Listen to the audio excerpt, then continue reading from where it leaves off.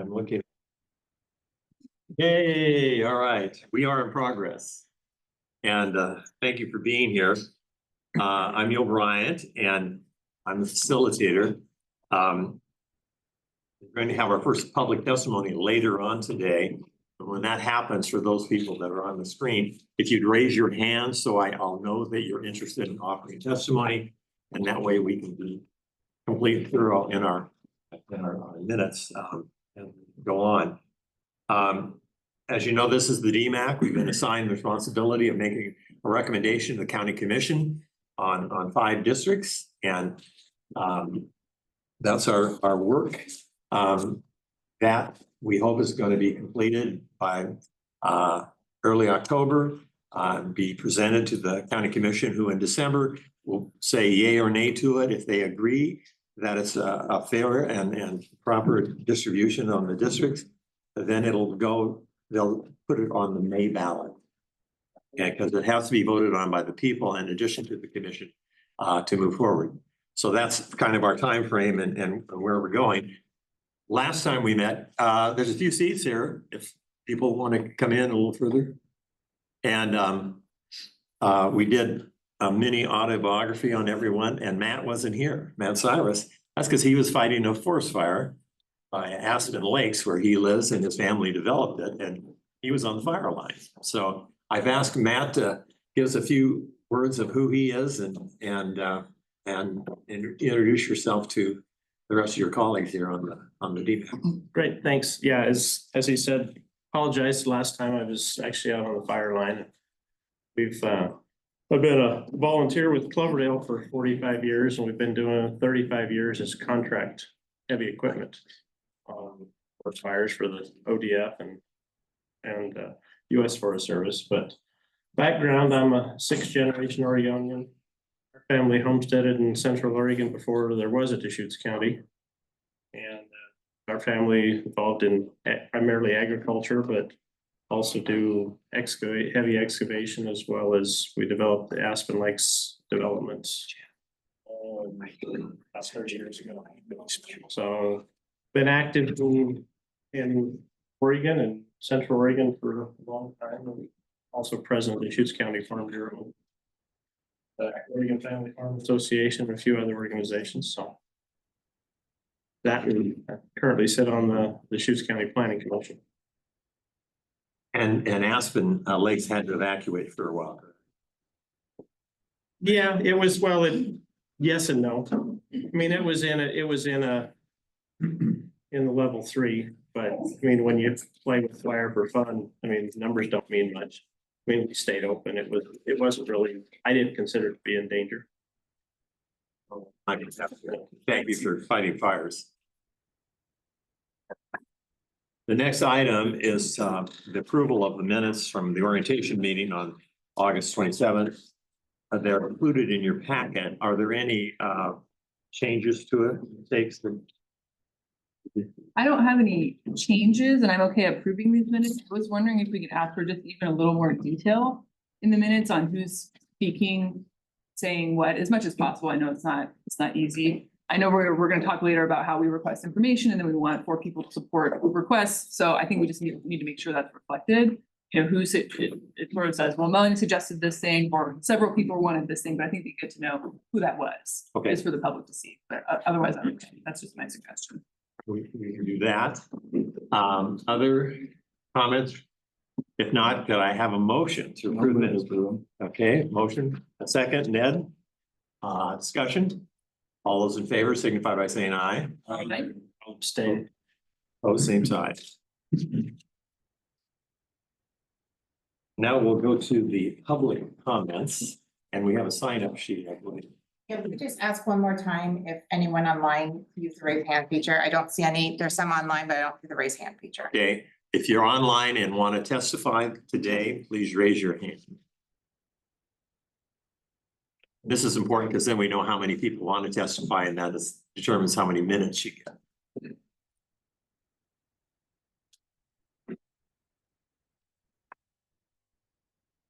Okay.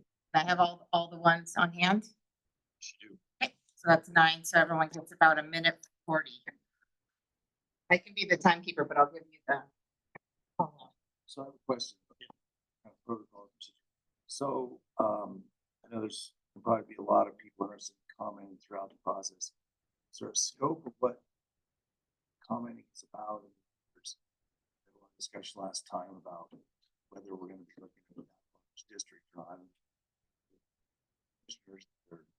We're not doing that. So are we gonna entertain discussions about that? Any boundaries or scope? With commentary? No real boundary. If someone thinks that's the way they should go in the public comment, they're free to express that. I do want you to be polite to us, and we're gonna be polite to you for those who offer public comment. But that's probably the only limitation on it. And as always, if you want to submit writings and comments in writing, you can do so or go online. But we have enough for a minute 40 for each person. 40 seconds, that is, and Jen is our timekeeper. So I've asked her when you have about 30 seconds left that she'll raise her hand, so you'll see where she is on that. All right, the first person, Nathan Jenkinson, is that correct? Yes, Nathan, please have a seat. And if you'd be so kind as to identify yourself and where you live. Yes, Nathan Jenkinson, Redmond, Southwest Redmond. And I'm just curious about that there's a lot, this is for county commissioner, like it relates to county commissioner positions, correct? The districting? County commissioner is a nonpartisan position, correct? Correct. So I'm curious what if there's a lot of worry throughout the country about districting and redistricting. What is the reason to create districts for a nonpartisan position? Well, that would, you don't have to create positions. You could, but the county commission decided it'd be good to have district. And so it's the county commission decision that made that decision. And in our guidelines, we say we want to be fair in this approach. Don't want to gerrymander. We want to have community interest, try to see within the 6 we have as far as the division. And so the idea is to develop a fair process. Each 7 people will then, today we begin not mapping, but looking at the map and what's available, and they'll make a decision and recommendations, give and take, and compromises on what the district should look like. But the idea is we look carefully at population, and that's a census from 2020. It's 5 years old, but also registered voters, which is updated daily. That helps us make sure that the districts are proportional. So what is the reason for doing it now instead of waiting for the next census? The county commission decided to do it now, and then in 5 years they could do it again. Stab this for a second. Oh, by the way, thanks for coming in, Nathan. And I live in Redmond too. I can understand really your concerns and your sensitivity, especially what's going on nationally. This is really distinct from what's going on in Texas and California and Washington, DC. This county has taken a couple big steps in the last few years. One, making the positions nonpartisan. 2, expanding the commission from 3 to 5. And to a certain extent, we're looking at precedent around the rest of Oregon and other places. And this is really a question, it's going to get decided by voters anyway. So whatever we do gets referred to the ballot. And if you don't like it, you and others have an opportunity to vote no and keep these positions all at large. But the idea here is, I think it's really a question of whether people have better representation when they have one person representing their area that they can say answers to that area. And you may feel differently. And there may be people who think, well, actually, it's better that the whole county gets to vote on all 5 of them. We'll have an opportunity to vote on that next spring. Most places in the states that have commissions our size have districts. And I think some of us up here believe there's a way to maybe do a little bit of both and have this at-large position as well as the districts. So that's part of what we're going to be discussing too. But the commissioners have said they would like to have 5 mapped districts on the ballot for next spring. So that's kind of my take on it. And Thank you. Real quick here, so for the comment period, typically somebody comes up and comments for their. rather than ask. Yeah. So when we do a Q&A, which if that's how the committee wants to Right. do it, that's fine, but I'm not quite sure how to do the scorekeeping of the time and that. That was my Typically, question. they will come up and just make a comment, that the committee members, and then during their lot of And time. now So- everybody gets 1 minute. Thank you, Dave. Thank you. Ashley Proctor. Good afternoon, and thanks for having me. I'm Ashley Proctor, and I'm from Northwest Redmond. I'm really glad that you brought up the gerrymandering concerns and also representation. Speaking of representation, as someone in their mid-30s, I don't see a lot of representation of households that are reflective of my demographic of folks. I had to take off some work right now to come here and speak to all of you, and it is really hard to get folks to take off work to come in and share their own public comment. Additionally, as a woman, I see 2 women representing Central Oregon, right? Deschutes County, and that is also immensely important. And so I would like for this committee to maybe consider how you are reviewing the way you're making decisions in districting. I feel like it's a very rushed decision, and I think there's a lot more research to consider, especially when we're considering the demographics. Redmond from 2020 to current has grown over 6,000 individuals that have moved to that area. So while I know we have enough information for the last 5 years, I also think we're growing. We have exponentially more homes and apartments that are being built in Redmond. We don't build homes unless we assume people are going to move to those areas. So again, I really hope that you consider when you are making these decisions for redistricting, all of the demographics of individuals that you're representing. Thank you, Ashley. Thank you. Connie Peterson. Hi, I have some comments. None of them are directed at any of you individually. I thank you as community members for serving on this, but I do have concern.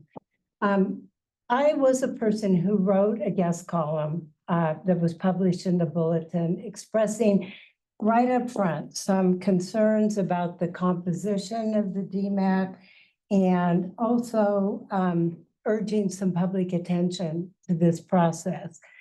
Since then, I've done some research and my concerns have risen exponentially.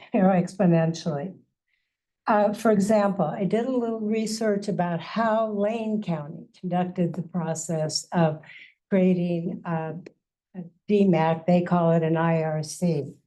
And I just want to put this out there. First of all, there were a number of listening sessions that were held by the Board of Commissioners about how they wanted the community wanted this process to look. The districting committee was composed of 15 members, which gave broader representation to the decision-making people in this. Applicants, there was actually advertising for applicants. People had to fill out an application and also fill out an Oregon government ethics form as part of the disclosure form. There was Connie, specificity. your Oh. authority is quickly elapsed. So if Okay. you have a closing comment. Yeah, I'm just unhappy with this process. I'll put these comments in writing. But one of the things that concerned me really quickly, because I observed your meeting last time, you're on a rapid timeline. The Lane County took 10 months to come up with a redistricting plan to present to their Board of Commissioners. And there was a lot more possible thought that went into that. And similarly to the woman that just spoke, there was criteria. They wanted people from different geographic areas, diversity of income, diversity of experience. There was actually criteria for people that they needed to demonstrate ability. You know, they Being had a to lousy have skill set. facilitator here, They needed I have need the to cut you skill off. set. So Okay. thank you. I'll Put it these in writing. Send them to you. But thank you for considering my position. I'll read your opinion piece too. Carl Schumacher.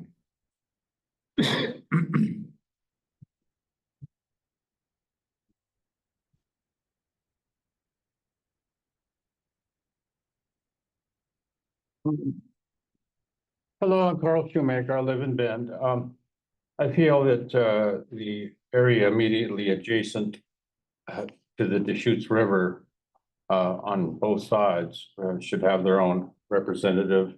For many people live and work along the Deschutes River, and also many businesses conduct businesses that depend on the Deschutes River.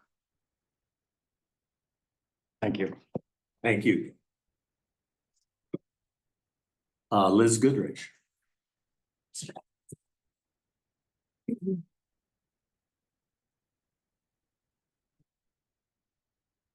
Afternoon. Thank you for having me. Liz Goodrich, Redmond, downtown Redmond.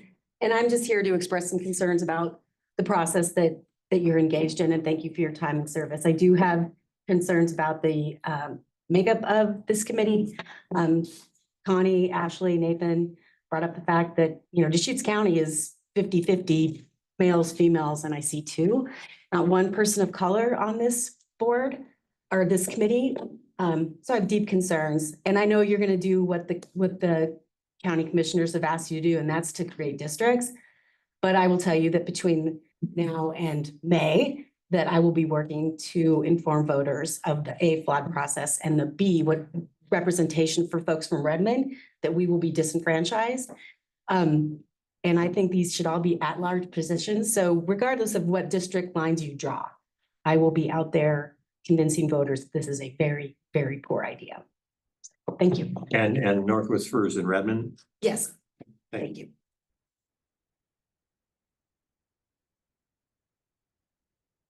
David Roth. Thank you. I think there should not be a large position. It should be one person per district. I know that roughly 200 and some thousand people live in Deschutes County. So that means somewhere between 40 and 45,000 per district. The demographics are a little odd in Bend, Sisters versus potentially Redmond, Pine, in that area. My take would be you take two districts in Bend. You take one district south of Bend. And north of Bend, you split it east and west. The split in Bend would be east and west, not north and south. So you could call it 97. I don't care what you call it. But demographics between East Bend and West Bend are different.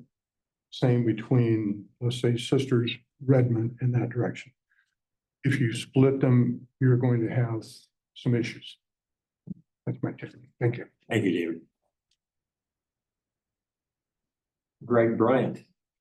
No relations. No, at least distant cousins maybe, I don't know. Okay, I'm Greg Bryant from Deschutes-Boro Woods, and I just suggest that you make these districts like spokes in a wheel, because what happens is if you don't, you're gonna have constrained certain areas that won't have population, and in 5 or 10, 15 years, you're gonna have to go through this process again.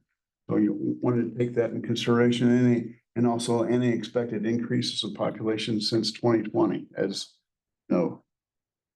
And you don't want to be like City of Bend where they got 13 neighborhoods and most of them are constrained by area. So we don't want that to happen. And the constraint that you have is that you have different neighborhoods. You have Forest Service. You also have the Bureau of Land Management. Those are constraints of, you know, what they own like 70% of the area. So I consider that what you guys are doing is a very difficult thing. And I also would suggest maybe that you make more than one plan.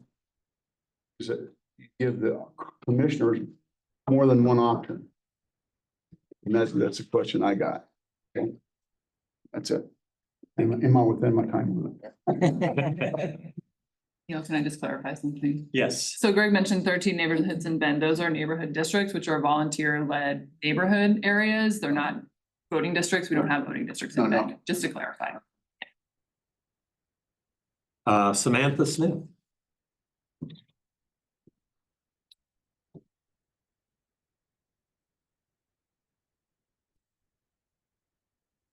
Hello, I'm Samantha Smith, and thank you for allowing me to come and speak. I am a Redmond resident, and I live in downtown by Sam Johnson Park. The reason I wanted to come and speak with you all today, I do appreciate you coming and serving in this capacity. At the same time, as some previous folks have mentioned, I do have some concerns, multiple concerns actually, about this whole process. Concerns about the makeup of the committee. Not having fair representation from women, BIPOC people, because that is what our community here in Central Oregon looks like. And so I think people that are going to be responsible for making recommendations to the county commissioners should represent more people. Also, looking at how this redistricting is going to be happening, basing it on a 5-year-old census and precinct lines instead of the residents in the census block. Again, as I believe it was maybe Liz or Ashley said, Redmond, this is going to disenfranchise the community, the part of Central Oregon that I live in, Redmond, significantly, because we have grown already just in the last 5 years. Most people know that Redmond is a growing community. And if we're basing this redistricting maps just on a 5-year-old, on the precinct lines and the registered voters, as opposed to waiting until the next census, it doesn't make sense. And it's going to disenfranchise basically our community in Redmond. Another thing, I have many notes here, and that actually brings up my last piece. Why don't you give us your last point? Okay, I will, and that's perfect timing. And that's the fact that I only have 1 minute and 40 seconds to sit here and give public comment in this meeting for something that is so important for our community. It seems absurd that we do not get more public input, comment time, whether it's online, in person. I feel that this is being pushed through and that we as the community really deserve more representation to speak to you all about what's important for all of us. Thank you for your time. Thank you, Samantha. Kate.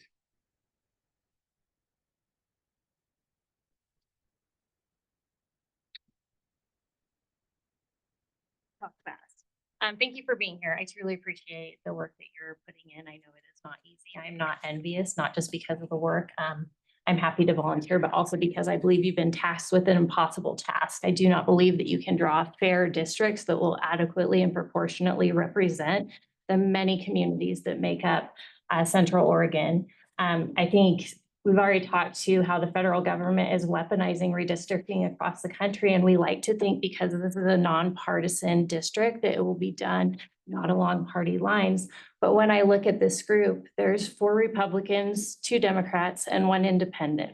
There's no NAV voters, non-affiliated voters, which I'm sorry, I didn't know that. Me too. So 2 non-affiliated voters out of, I think they make up roughly about 40% of our voting district. And so we need to make sure that when we're making these districts that they're not political. I think that it's really unfortunate that we only allow 1 minute and 40 seconds of public comment because this, like Sam said, directly affects so much of our community and it deserves the time and input. Also, trying to force it through before May is a task that I don't think can be done in a manner that's appropriate, especially when you're looking at old data that doesn't adequately reflect the numbers that we have now, nor reflects what's going to happen in the future. I think that it is a true mistake to make these maps based on population or based on registered voters versus population, because you don't just, the county commission does not just report to voters. We're supposed to be held accountable to all members of our community, and this will disenfranchise a large portion of them. And your time is up, I'm afraid. All right, again, thank you for your time. I appreciate what you're doing. And again, you can email us and also send in written comments. So then come again. And for those who are from out of the area, you'll notice that we also will be meeting in Redmond and other location sisters and Lapine, so that we'll try and make it more convenient for people to come and comment. Next, item 4, DMAC members' requests.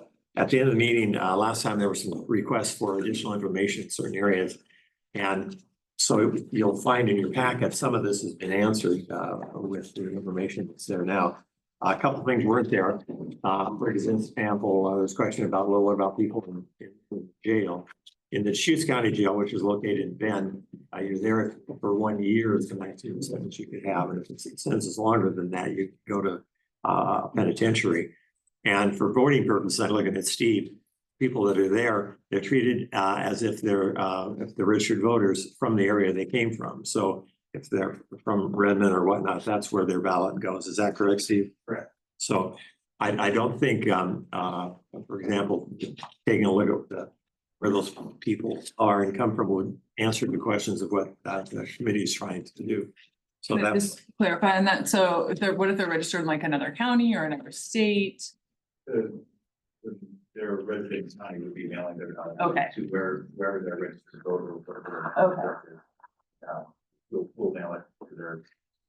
But if- Deschutes County, we will mail it to their Deschutes County mailing address. Okay, so Deschutes County, if they're registered in a precinct, we're just gonna count them in that precinct, even if they're in the jail, right? So if we're talking about Deschutes County registered voters, Yeah. we have them at their residence addresses. That's where we're gonna count them. Got it. That's where we have those numbers from. So they'll be counted, but it'll be the resident, not in the jail. Got And if it. somebody was in jail from Deschutes County Jail from Jefferson County, they're still being counted in Jefferson County. And I misplaced my notes. There were a couple other items. Jen, can you help me here with? Sure. Sorry, I had those notes upstairs. There were several different requests. I'll just say broadly, there were several requests from individual members on different data and data points. And I think the review of this particular agenda item was that just to remind members that if there's a majority request, as a majority of the members request certain data that we have available or staff can get available, then we will go ahead and pursue that. But if individual members have requests on data or additional information that is not the majority request, it is up to the members then to bring that information to the committee for consideration. So I mean, it's a general overview of the requests that have been coming through. And there's a couple, like the general one that you could address. And once where we thought there was consensus, although we didn't vote, like on the county structures, there's 36 counties and attached in the packet. You'll see those counties, statutory home rule counties, and then what they call constitutional home rule. I used to call them charter home rules. There are 9 counties that have done that, and then it indicates who are nonpartisan, how many have elected chairs, how many districts they have, and so that information is now available to you in the packet. The rest of the information was also discussed, and we'll get to this in more detail when Lee shows us about the mapping and how you can do it with skill, what is available now to put things around, how you move things around. It's kind of a tutorial for all of us on what's available and how, as we work through this, we can accomplish things.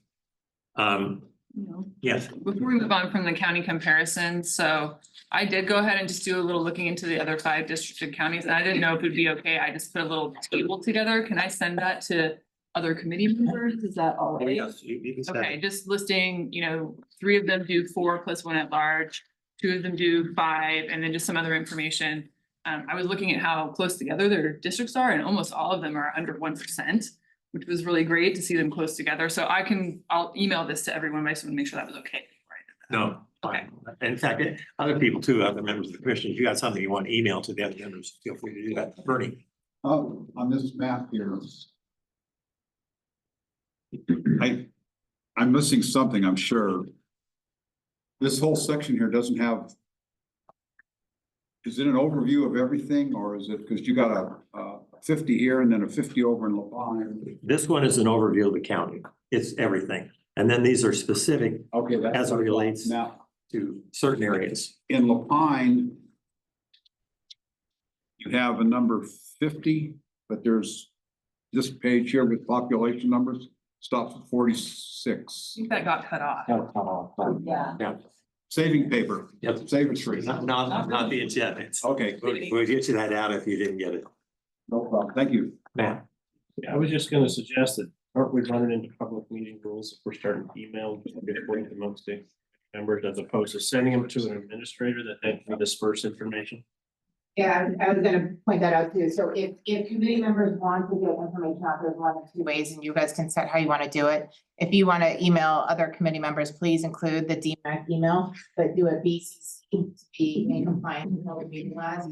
Or it might just be easier to send it to the DMAC email and then we can disperse it. As you'll notice from the information I sent out last week, everything was BCC to the DMAC member. So somebody didn't accidentally commit all that. Non-compliant. He's the way to go. So, Go ahead. question on this section of the agenda. So do you, it says to, review process and response.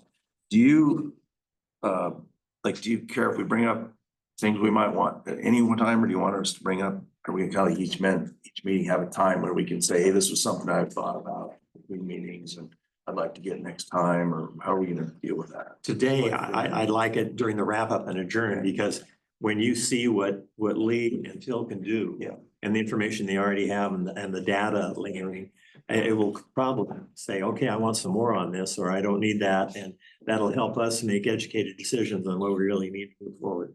So that I will make sure that we have time for that at the end. Okay, we're done. Okay. Let's go then to data. And Steve, your name's on this, and then Lee. And we're gonna pull up, sorry, I apologize if that chart got cut off. We're gonna pull it up so you can see the full chart as you talk about this. Definitions and common terms, Neil, or? Yes. Item number 5, we're going to definition.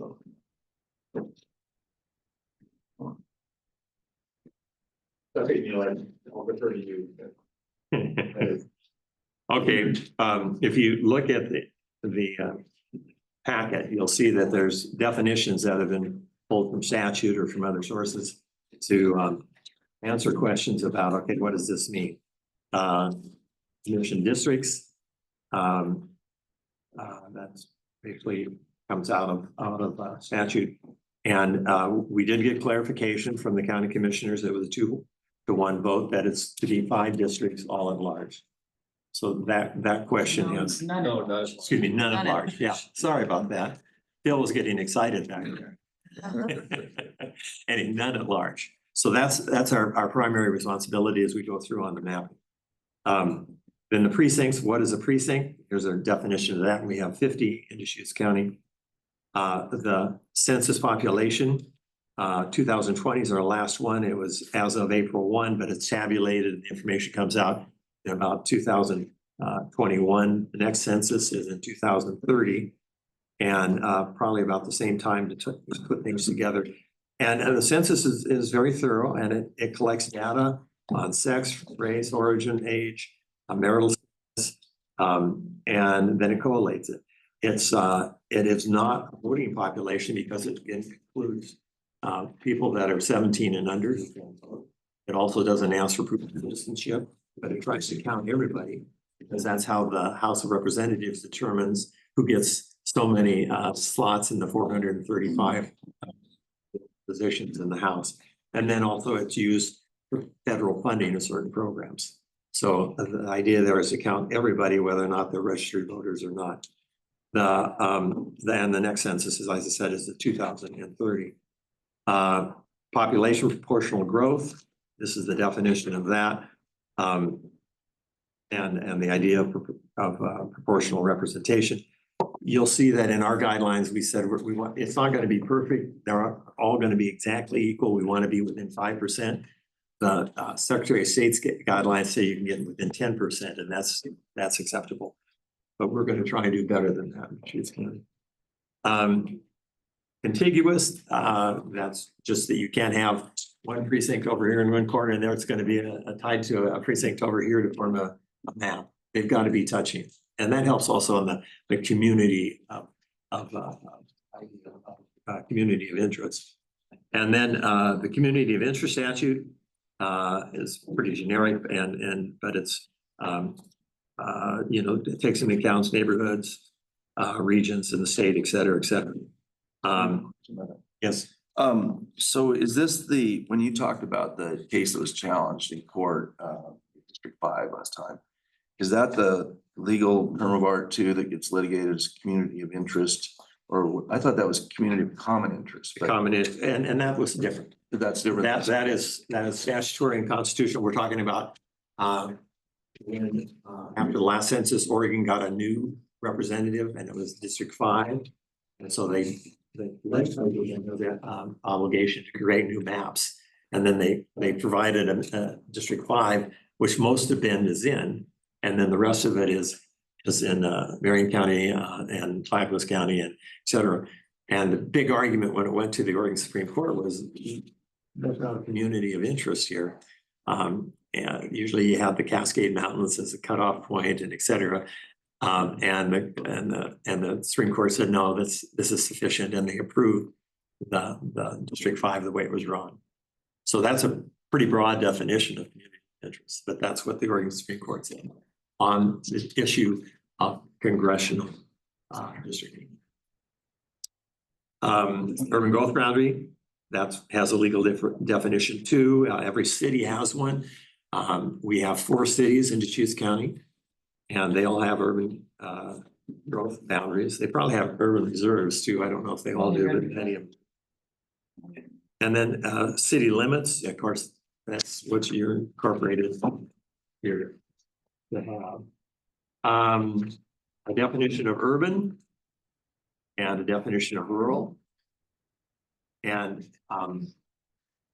what happens with the census, they have a designation that if you're outside of a city, then you're in this undeveloped type area. And it's a large population group for Deschutes County. I think it's about 62,000.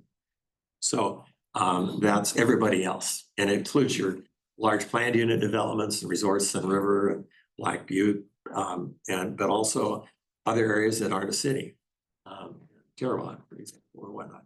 So that's kind of another classification of rural that at least the census and the Portland State takes a look at when they do their estimations. There's a definition of destination resorts. We know what they are in Deschutes County. And then, as I said, the unincorporated communities, which is areas that aren't in a city limit, basically. So those are definitions we hope will be helpful. If you need definitions of something else, as we discuss things, we'll try and find those definitions. Steve, anything else? No, I'm fine on the definitions. All right. Pardon? With an early reserve. I know they used to have one, but. All right. So let me introduce Lee. Lee, raise your hand. He's our IT and GIS person, and then hiding in the corner is Phil, who's also very good in this area. And let's talk about the data that we know is fairly easily available, and that's voter registration data.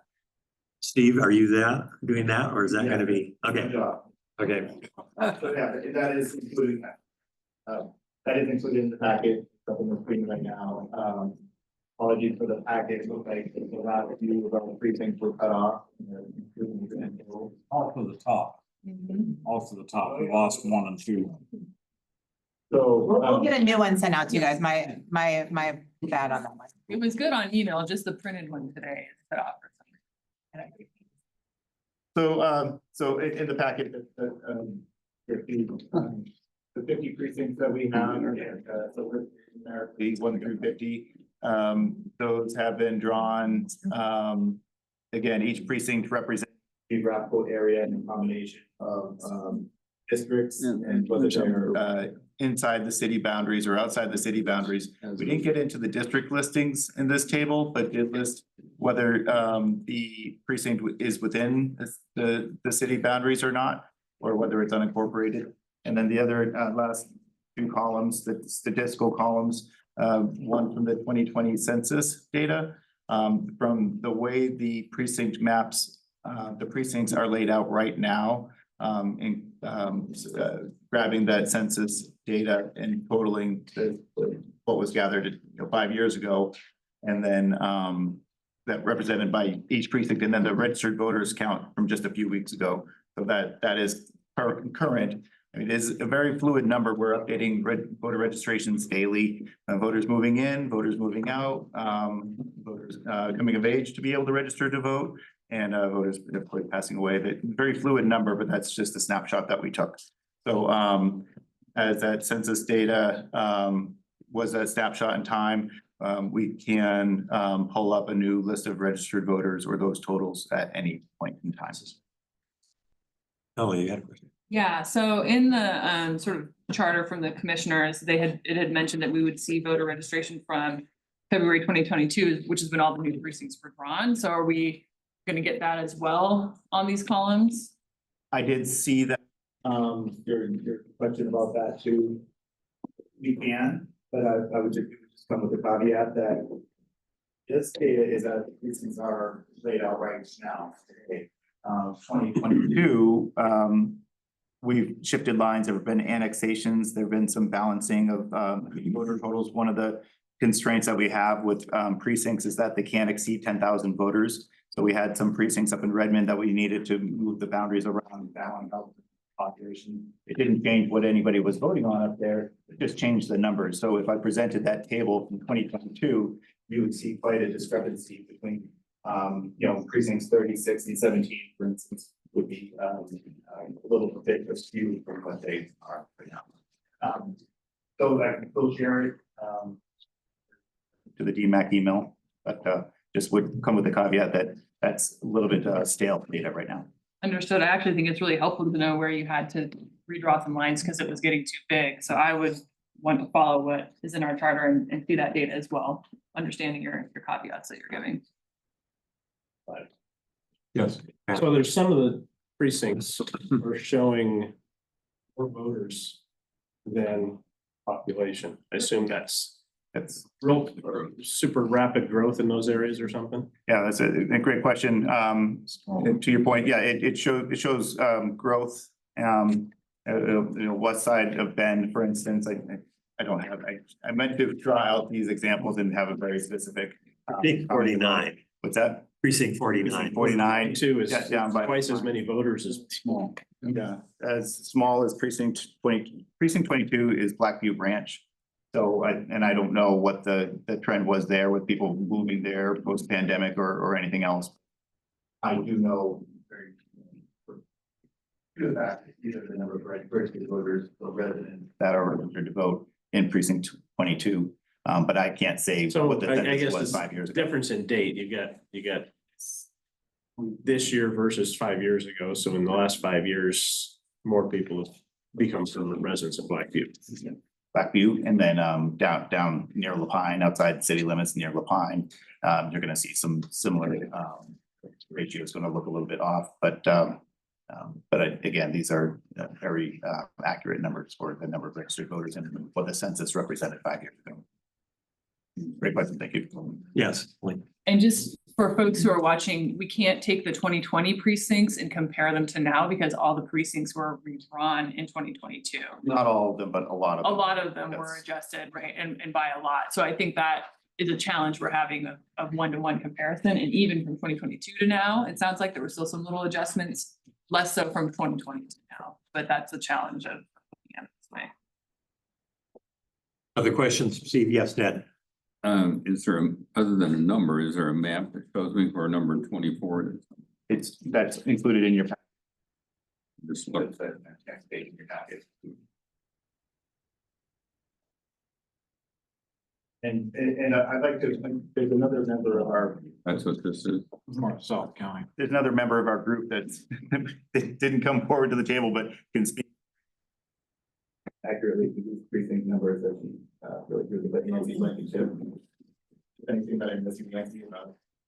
I would say that like after COVID, there was a lot of new construction out in Black Butte Ranch, and so a lot of people, as we saw, all around, moved from urban areas to rural areas, so with Black Butte Ranch, Sun River, those areas grew, that a lot of that was due to those movements from during that piece. And then like Steve was saying, all those after the census, the county clerks are charged with balancing out your precincts, also redrawing lines that make more sense to accommodate lines of interest. For example, 20 years ago, we made about a lot of changes in Redmond along 27th Street, because that was becoming a main thoroughfare in Redmond.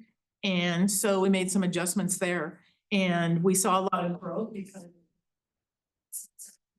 since there's a bunch of people here from Redmond, because in the past 30 years ago, it was mostly just airport and some old subdivisions. So things are changing. So the county clerk was tasked with those things, keeping lines of interest, keeping things fairly balanced under the 10%. And because of population areas and for example, Black Butte Ranch and Sun River as examples, we would keep those as one group because typically they have specific things they're going to be voting on. And so then it's only one precinct that needs to be part of that. So is there anything else I could answer? This is Nancy Blankenship, who was the clerk in Deschutes County prior to Steve. So she's a great source of information. Thank you. Okay.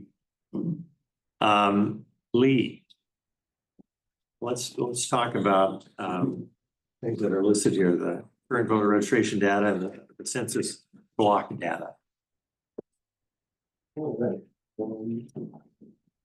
I have the map up here and and they're also in the handout. You'll see one that lists the census blocks, and the census blocks are a smaller unit area, and that has the census population data from 2020. And so taking that data and adding it to precincts, as you see on the screen, to summarize the population counts. And we've also have the local data that we talked about on the previous screen, the table that had the census population and the voter counts. So here, I'm just going to give a quick demo of the mapping application and how we can use that to look at data, try to visualize data and do some statistics, get some summaries on counts. So here you can see, we've got the map, obviously it's going to be of importance. And we have different kind of data layers. So we can have some reference data if we want, such as highways. Turn that on. But for the demonstration, I'm just going to keep it simple here. And so that we had. Takes a minute, we're going to use an interactive application. So here, I'm going to go ahead and identify this feature. And now you'll see the information that was provided in the table in the handout. So here you can see that's the precinct number. We have that population summary. We have the voter counts from last month here. And I got some other stuff here for mapping purposes. So how can we interact with this data and try to visualize? So we're talking districts and how do we create districts potentially? How do we group things? How do we visualize what that might look like and what those counts may look like? So we'll use some tools here. And a little delay because of the Zoom here. So we're going to go ahead and we're going to just start grabbing some features. I'm just going to randomly start selecting. We're going to grab this group of precincts right here. And I'm going to come here.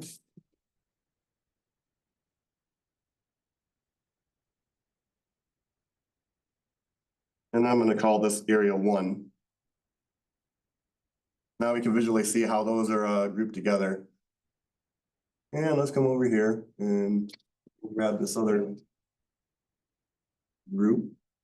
And if we need to zoom in, as we zoom in, we'll get some additional labels for precinct numbers. And we can interactively just start selecting additional features. And we'll do the same thing up in here, and let's just call this area 2 to give it a different color. Now we have these grouped together, so this would be area 2.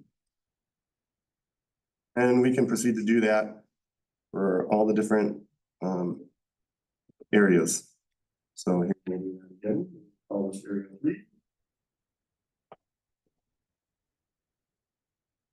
And these are just random for demonstration purposes. Grab this. Okay, roll. Another 4. And then finally, we'll just we'll come in here. And let me grab. What's the population numbers? What's the population numbers? That would calculate it automatically, then you could just tweak it to. Show equal voters, this. not population, does it show population or voters? So You grabbed 12. that's okay for demonstration, we'll just change that there.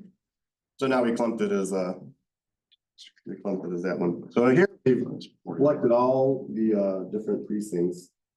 And we just grouped them, and if we're interested in what these counts might be, so what are the summaries for that?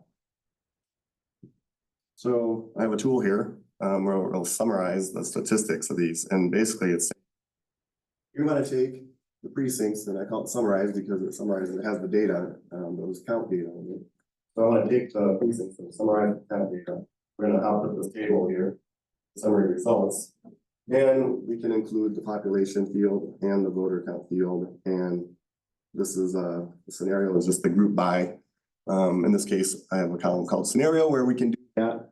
We have one kind of scenario here, and we can also populate other scenarios so we can compare different things if we want or choose to. But so I'm gonna run this tool here.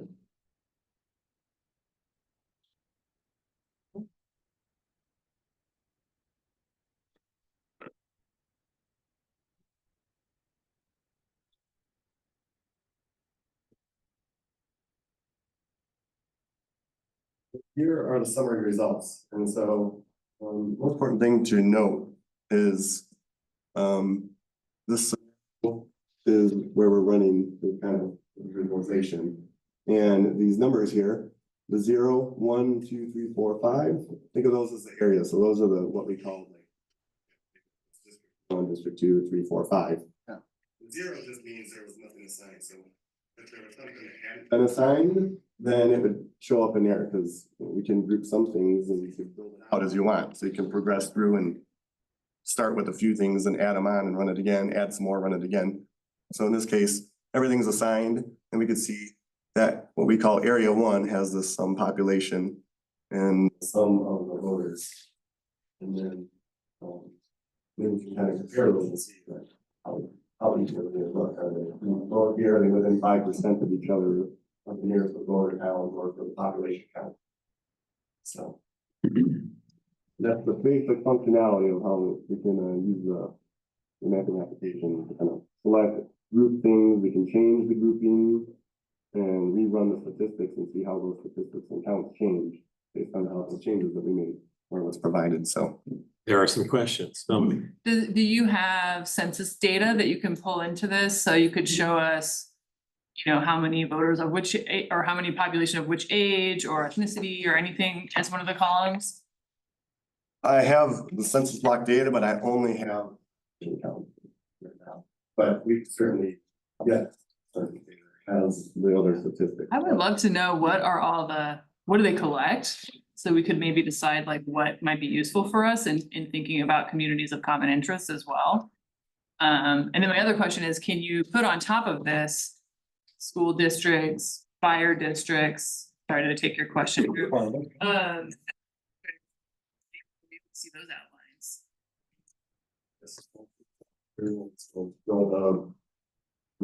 There again. So I have extra data here Have access, this is our most common GIS data layers that we have at the county, we put out in Dial and for download. And so if we look here, we can see under the boundary data, we have all kinds of stuff. So we got fire tax district, irrigation districts, we got the school attendance areas and so on. So we can certainly add that. So let's go ahead and add one to the map real quickly here. One thing to keep in mind, being a live demo when we're trying to add data, it comes in and right now we can see these blue features are the fire districts, but it'd be helpful to have a little more. Blue represents the fire districts. Yep. All of them. All the same colors. Oh, I see. So, cause yeah, They're not broken out. right, yeah. Yep. Got it. And it would help. Let's see. So again, there's a little bit of a delay with doing the zoom here. Move it so we can see. So in this case, we look here and we can see where the precinct boundaries may cross a fire district. But it helps to have some extra context here. So let's go ahead and we have this layer selected and we're gonna go change some symbology. So we can come in here and just very quickly. We're gonna call name. And now we can see the different, what those look like. So it's the pink, this blue. So you can see here precinct boundary crosses. Let's look at this. We can certainly add other data depending on the complexity of the data or what we want to do with it.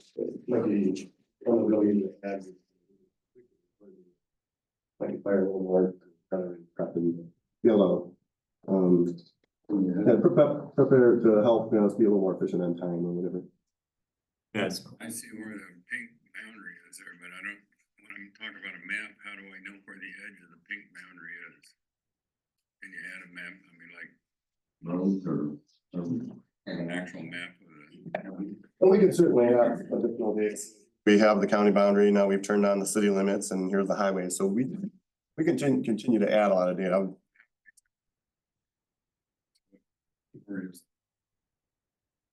That's just the edge of Deschutes County. Yep, so in this case, so we have the pink area is the boundary for this particular fire district. The blue is the district for that fire. Can you label the roads, I think is what he's asking. Yes, we can label roads, we can add additional roads. For demonstration, I'm keeping it simple and I just put like the major highway roads in, but there's certainly detailed roads and you can add parks and water features. So. Generally, my understanding for the fire district, those are tax lots that are in the fire district. Is that what we're seeing on the edge there? It's a little bit more complicated than Okay. that. It depends on the individual fire district and how they determine their legal description of what their boundary is. Some follow tax lot lines, others follow geographic features. So it's sort of a hodgepodge of different requirements that were set by that annexation to the fire district. Andrew, you had questions. Yeah, two real quick, following up on the district overlays. How granular can you get on the school district information? I thought I saw a school attendance area. Does that mean you can overlay right down to local grade schools? If it's recorded in any of the data that we have, we can zoom in as far down as you want. We can synthesize or do analysis and intersect between these layers, say how many are in this fire district and this school district. So anything that you can sort of visualize on that, we can answer those questions numerically from there.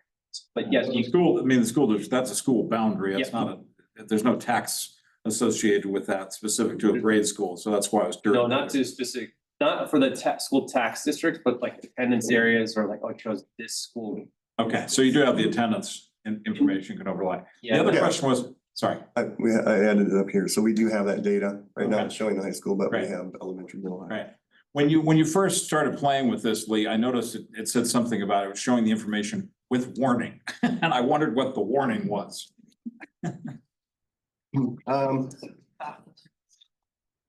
Sometimes there'll be like no value. That wasn't, so we grabbed everything. Okay. And it's for the tool I built to try to help speed up, I don't have to put a whole bunch of. Okay. But. Okay, it's not a health warning to us. It's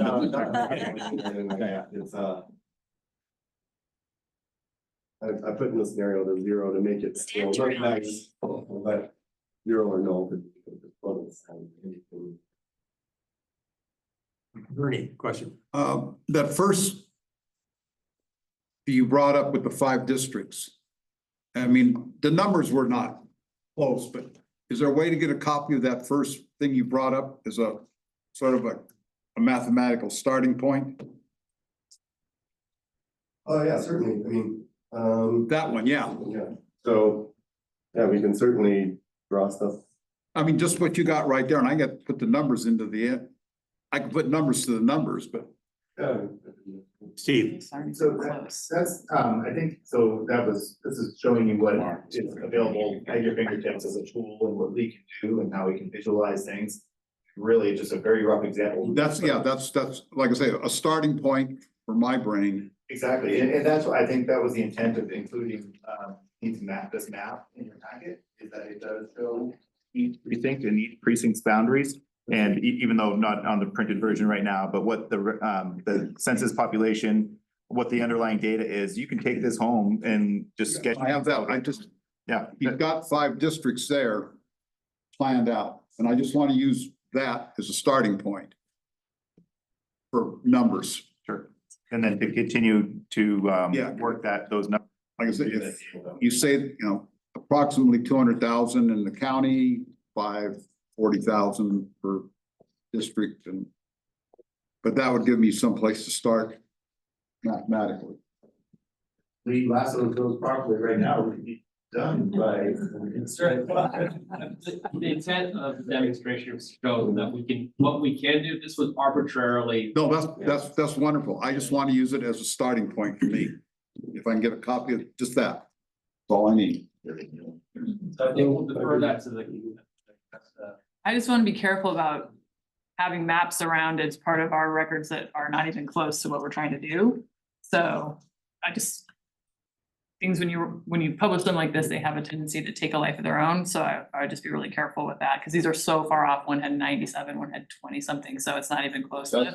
Why I want it, because Do. where to put the numbers, but nobody else needs a copy if they don't want. I just want to use it for my brain. Phil, you had a question? Okay. So as you see, this is just the demonstration and it's what they can do to answer our issues and come up with 5 fair and reasonable districts. And so it would be a good starting point. Yeah, no. But you're right, we don't want this to be reported, here's the first draft or what's gonna happen, because that's not true. It's right. It's just a tutorial saying, here's what can be accomplished. And that'll be something that we get into more specifically. Do you have a definition for a census block?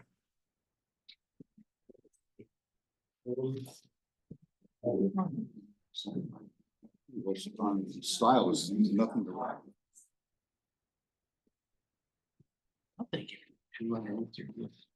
Many people's style is. I thought they were. Oh, it's got the tip on the end. There you go. Thank you. Fancy blue pen. The census block. They have block groups. Thank you. The census block is the smallest. Measure census gather certain data. Kind of blockers for the neighborhood levels. From there you go. Much larger region. So got the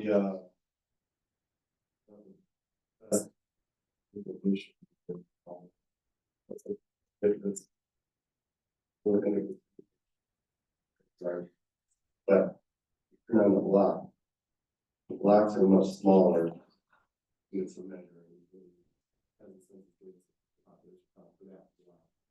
And so,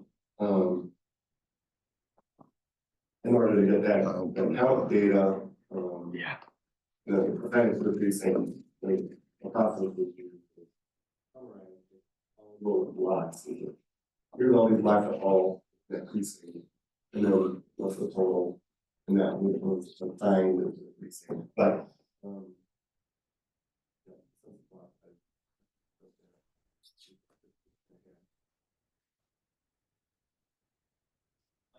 saying the census blocks are the smallest unit that the census aggregates data. Above that, there are block groups, so like several blocks come together to make a block group, and then several block groups come to make a census tract. And they're just defined by different boundaries out in the landscape, whether those be streets, rivers, or whatever the census has decided to make that particular designation. So that's all that those are. That's, you know, we are summarizing the number of people in this particular geographic area that we're calling a census block, putting out all the different attributes that the census collects. Right. We have the definition, it's quite a bit, so. If it's lengthy, maybe we'll just send it out. Yeah, we can send it out.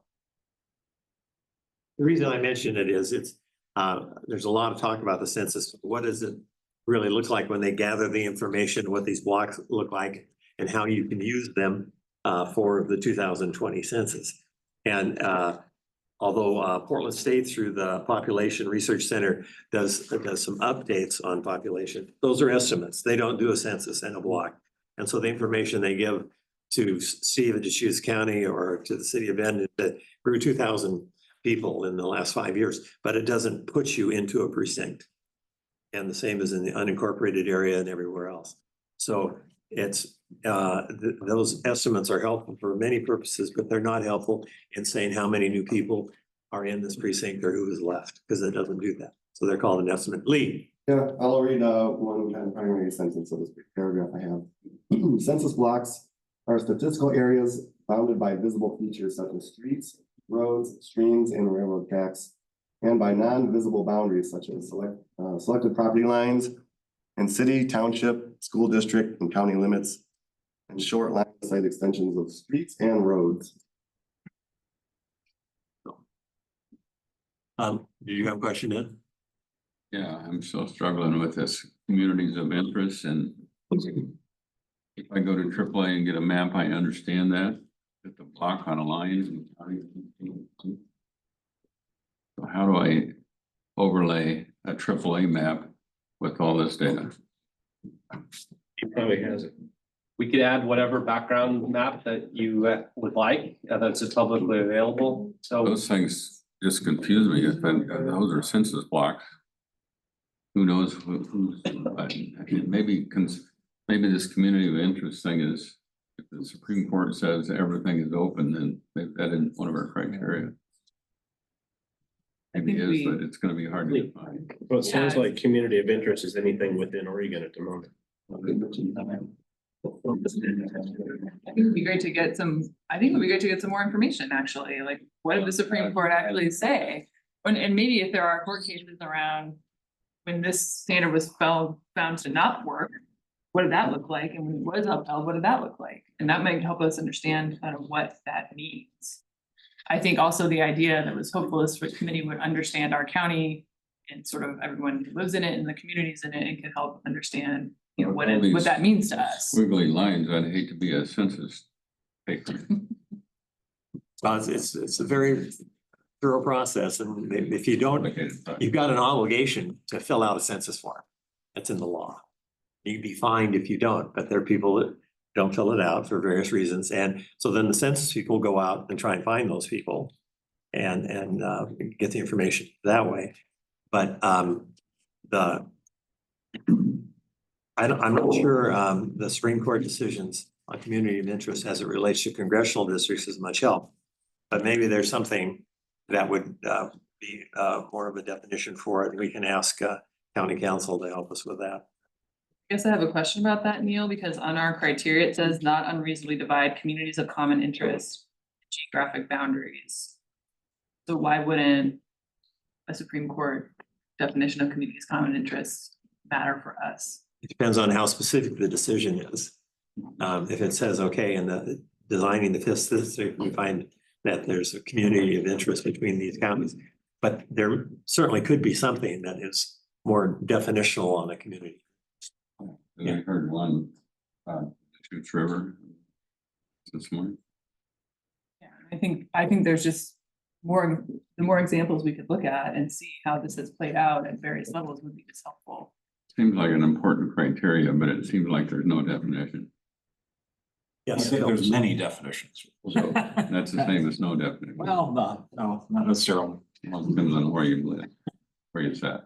So two things. One, so online in the county, all these precincts, you can get specific maps of these, you see every road. And so maybe we need a book with those, but you can literally know where the precincts are. It's very easy to tell where these are. So they're not on the big map the county has that you can buy from the county, but that's, if you really want to know where these boundaries are falling, the precinct maps are really good. They're very detailed. The second thing to me is there's a difference between communities of interest, what's legally restricted or unrestricted. Then there's just, to me, as a former commissioner, I view it as what's aspirational. What communities, kind of have the same kinds of problems is how I would look at communities of interest. It's just, if I was designing districts that would make it effective and efficient for commissioners, like for instance, fire districts, if there's fire districts scattered throughout, so maybe you don't want to cross. It would be efficient if like these fire districts were in this commissioners, but they don't cross lines, for instance. That would be an example of where that fire district, because the fire districts are something that commissioners deal with in various ways. And so that's how I see it, as an aspiration to try to bring things together that would be effective and helpful to commissioners and to the citizens or groups that were in that. And that's how I see the aspirational difference in did it break the rule or something like that. So I think we should we kind of talk about both, really. Other questions? So I just, maybe to your point, they can add all the roads and all the details, so you can see exactly where the precincts all show up. Yeah, I'm not sure that's important to me. You can make it look like a state atlas. I actually really like the idea of having like each precinct map in a book. For us, for all of us, I really like that idea actually, because they're, so you can, this is hard, I mean, it's good, but it's hard to like, especially because it's small, right? So it'd be good, maybe we should just have a page for each one, so we can really just think about what is in each precinct. So Steve and Lee, is it difficult to do 50 precincts maps? So we do have a version of those. They're there. We'll just probably need to do updates. Just a link. Is there a link that's easy to go to? I know, me and Phil are lawyers, we got a lot of paper, right? I like to look at it, I guess. I don't know. I love the option of having that. Maybe we don't need that. Through the group, I mean, the chair. Sorry, we cut you off, Steve. Was there I updates don't- need to be made to those maps? That- Do any of those maps need to be updated? Yes, yeah, I mean, it's a lot of labor for GIS and a lot of to update those, so and cropping it out and posting it online, so there will be needed some updates to those. I think the last time we did them was probably 2022. So the adjustments you were talking about earlier, that's not on the See that website. in Redmond, but Redmond as a whole, is those two precincts that I referenced, some balancing, they have they vote on the same things. There's no change to the ballot So content. it was really kind of between the two districts. Yes, Okay. two precincts in Redmond. So- But yes, those are available, and if Neil says he'd like those printed out as part of the packet for the next meeting, that's. So the other option is to go to a link and you want to look at 49, you could go to the link and push 49 and see this information. Is that correct? And is that available now? And I would also like to point out for anybody, the amazing tool that the county's developed is Dial. And anybody can go there and right now visualize the precinct layer and the precinct boundaries. And the school districts, fire districts, water districts, any of the taxing districts, your congressional districts, your Senate, your House, all that data is available as layers on Dial, and it's a powerful tool. So you can take the numbers that you have in your hand now for registered voters or for census population, and cobble that together and say, oh, I think that these precincts might need to be, let me pencil that out and see where my voters come up to. It's a fantastic, very powerful tool. If you wanted to zoom into a precinct level and get any type of imagery on top of it, and I think we might highlight it here. On the screen here, we have Dial. We know this off to the, Just give them the address for this dial.shoots.org. This is available to anyone in the room or anyone out in the public. yep, so. It's like to me that there's gonna be so much data. And it, I guess I think we need to decide what communities of interest, what is the criteria for that. Then I can figure out if it's split or not split or where it is. And if we're not gonna use community of interest because there's no definitions or there's no definitions, then guide my brain a little bit on how to use data.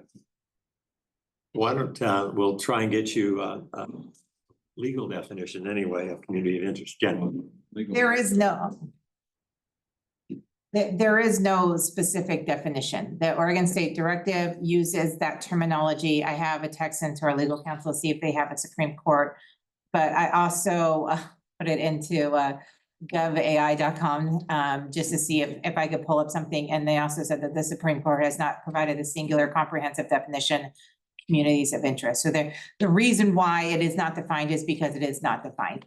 Different committees like yourselves have used that phrase and applied what they think it is. So this is, I think our understanding as a working group, we've also kind of batted this around a lot. Our understanding of the working group is this is part of the tough conversation for the DMAC committees to come up with what they want that to be. We as staff are not gonna be able to provide a definition of communities of common interest equals X, Y, and Z.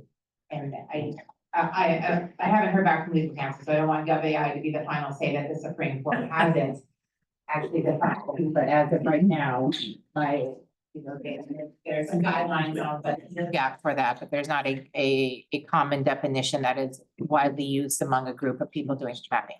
About that common definition, it seems to me we need to define what it is, if we're gonna use it, not use it. Because I don't want to spend a lot of time on community interest and then have some other criteria decide the boundaries. So are we gonna use it or not? I mean, I don't have. We're an legally opinion to that. required. I think there could be a legal challenge to the maps if we. Yes, possibly. So I want us to work on a map that's legal. So I agree, maybe some more conversation on this. I wonder if looking at how did the other 5 counties that drew districts talk about that or consider that? Did they just let it be whatever, or did they try to define it? Okay. We'll, Legal. what, me? Yeah. You want me to do that? I'll try and facilitate that. Lee, you were showing us on dial. We interrupt you. again, dial.deschutes.org and back to the main page again. So you get to the dial main page and off to the right-hand side here, near the top, you can see interactive map. Click that, here you'll have some imagery. And there's some basic information that you can over here. Select from a whole bunch of data.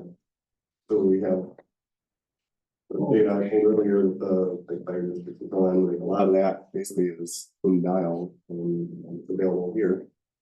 And so go down to for voter precincts. Got it already. Yep. It's on, okay. I refreshed it, it was already on, I turned it on, but you can turn on voter precincts and all types of other data. As you zoom in, the map will turn on some information here. So you can look at roads, where you're at with roads or other types of features. If you turn those layers on, and then you have a little more sense of reference. Yep.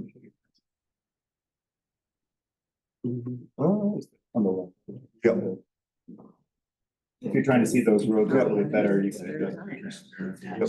You can slide this, so then you'll see the boundaries and the labels for the precincts, but you can see the imagery a little bit better or other layers as well, so. Pretty easy to use. You can just go visit it and turn the different layers on and play with these buttons here. You can also print maps, so you can kind of add the layers you want here and then click print and you can print some maps. Like a PDF or whatever.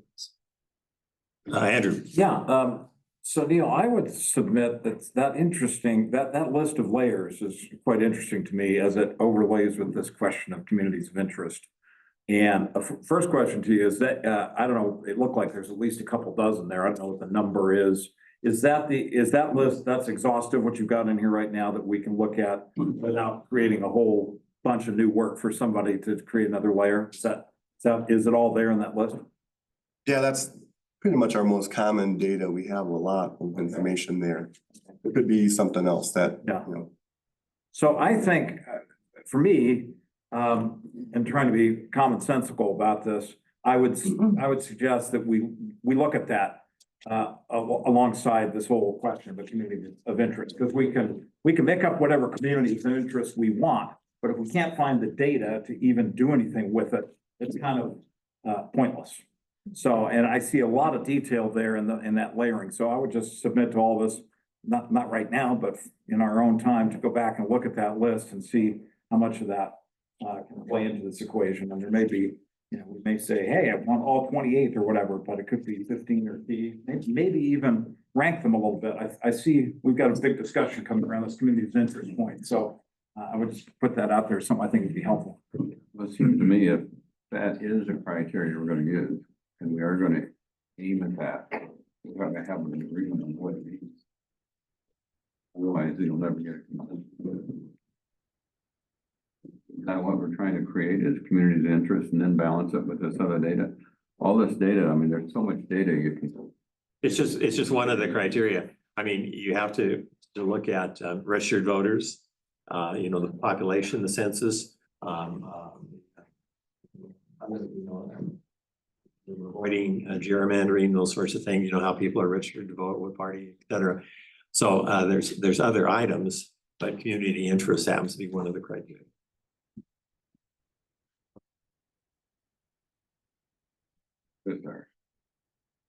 What's our definition? I think, I go back to the map drawing criteria we were given, and it says not unreasonably divide communities of common interest and geographic boundaries, but it also says a lot of other things. I mean, there's a note about building permits in here, which I'm sure you all don't have that geographic data. No district drawn for the purpose of favoring a political party, incumbent, or other person, no district drawn for the purpose of deleting the voting strength of any language or ethnic minority group. So there's some other guidelines there, I think, that maybe play into community of common interest a little bit. But again, I think these are pulled from Secretary of State information. That's sort of legally what we need to do to make sure that these maps can see that. Well, I'd like to kind of get an agreement here. If you could, if not, there's a lot of data. You can answer any questions with all this data. Well, I think what we've heard already is we're gonna come back and look at some other definitions that have been agreed other places. And it may very well be that we see a definition, we all say, that makes sense for Deschutes County, let's adopt that. I mean, I'm a big believer in not reinventing the wheel. So I don't know that we necessarily have to create a whole new definition for ourselves. There is lots of this precedent out there, all over the place, different counties, different states. And I think there's some common elements to a number of those that hopefully, we can quickly agree upon. Yeah, but I think we need to look at it more. I think what people are saying is more information is needed. We can't do that today. But I think that layering factors into it too, is what I was trying to say. Well, and I think your community of interest, I mean, for example, you don't maybe split Sun River or Black Butte or Eagle Crest, and you got specific communities. You may not want to split some of those as communities of interest. I mean, alternatively, you may look at some political affiliation. I mean, maybe you've got a precinct that's registered as 80% Republican and a next one beside it's 80% Democrat. They may be considered different communities of interest. I mean, you could pick criteria on pretty much anything. I mean, All I'm saying is we need a definition that we think is what we're trying to accomplish. I don't think the Supreme Court gave us that. I don't think so either, but we're not the Supreme Court. Well, but they are controlling. Okay, so they give us a definition that there's no definition. Okay, I so would like then why are we gonna use it? And that's exactly the point is we may take a look at strictly numbers going, okay, we need 5 districts that have got 40,000 people in each one and start dialing them in. And then we, Trying to come well, to 40,000 people, it's not something else. but, or whatever that magic number is, we come up with 5 fairly equal districts. And maybe the criteria is just equal numbers. Well, but my point is that if we have 2 precincts beside each other and we say, well, you know, this one belongs with this group and this one should be with this group because they're more aligned in whatever we decide is community or a common interest versus these 2, or, you know, I think that's where that drills down into, I mean, you know, when you're trading precincts to balance your numbers, what makes the most sense? Gonna be different definitional. That's why we're here. I think it would be great also to hear from the public about what they think a Yeah. community of common Well, I interest is in heard a good county. stuff today. Right, we had one recommendation, but I would think it would be great to solicit that information from the members of the public as well. I'd like to address that point because there were several comments that said that they were concerned about not having input. And is it up to us to decide if we want to have something similar to a town hall where it's open to the public and at a decent time as opposed to 1 to 3 on a Wednesday afternoon? I also am a working person and very often feel excluded that I have to take time off of work to attend a public meeting. And is this something that we need to consider? That we have a more open forum to hear what the public wants us to do? Or are we just being driven by what the county commissioners want us to do? But I think the meeting times that we arrived at were the only block of time that actually fit for the 5 of us, or 7 of us. Well, I understand But I that, mean, but that we're was, not having, are we not going to have anything open for the whole community? the question is, which one of us are you excluding from the process? You know, By if it's picking a, a different time. if it's a listening session, you know, if one of us can't make it, we can listen later. I think if we're trying to solicit information. I support that idea, Carol. I guess I see it similar to what candidate forums are. You know, you have a forum and you have people, or you can have somebody ask questions and they have a time limit, say 2 minutes, 3 minutes, whatever. And then it's recorded so anybody can watch it. So that's kind of, I just feel like we're not allowing the citizens to have input. Although I know that they can write their comments in and everything like that, but that's not the same as being able to speak to us in person. Oh, I agree. I guess the only question my point is which of us are you going to exclude from the process? Which one of us don't you want to listen to the citizens? Oh, I want all of us to listen to the citizens. You're saying that if you pick a date and a time, probably some of the members can't make it. This was the particular time that actually worked for everybody in this group. Which was like herding cats in the first place, just getting us all here. Out of all the suggestions that were thrown out, that was the only block that actually worked for all 7. I don't want our schedules to be a barrier to people being able to give us input, right? And so if we need to do something that's more of a listening session where we're not having Q&A, but we're just collecting comments, I mean, I think that's okay if not all of us can make it to that. So hopefully we could try to find a time that we could. And I really like the idea of doing it not during working hours so that more people have an opportunity. So it'd be an evening meeting, and where would you do it?